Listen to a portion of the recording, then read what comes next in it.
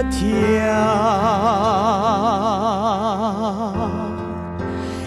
Chawhnu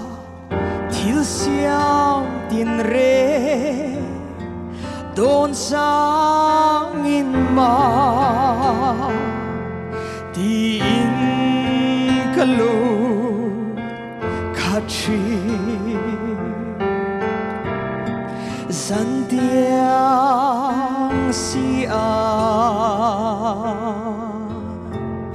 dấu dài lệ chung Kohhran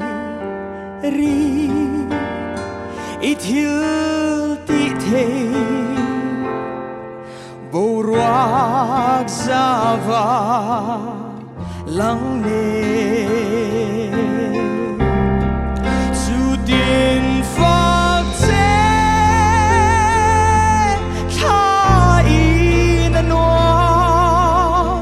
lal ba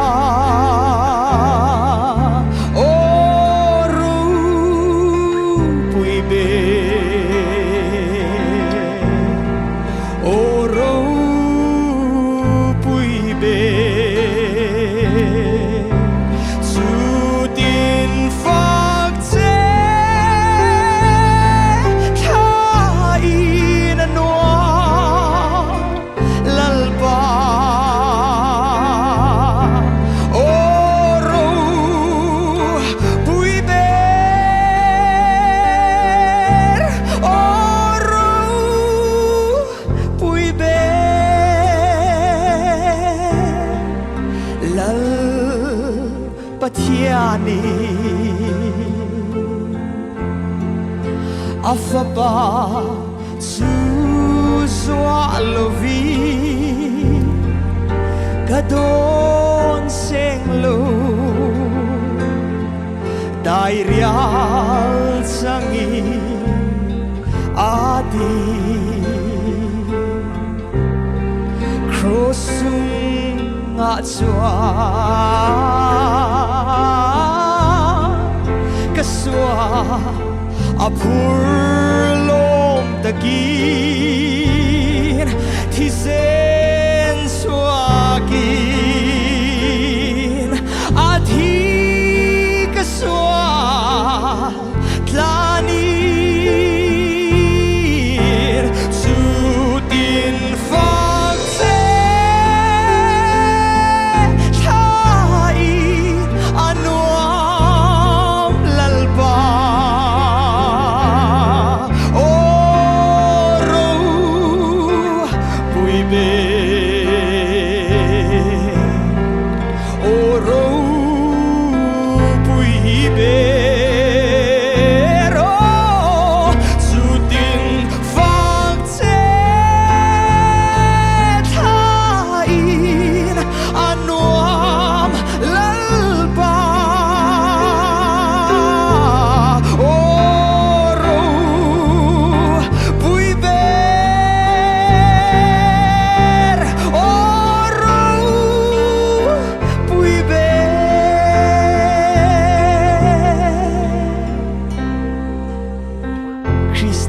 su ao thom ne na lo kal hun chuan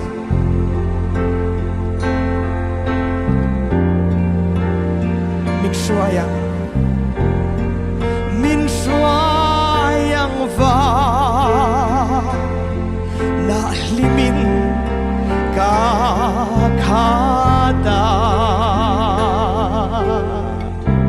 lom ta kin ka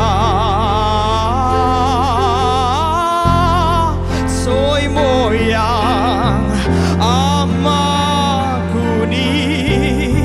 oro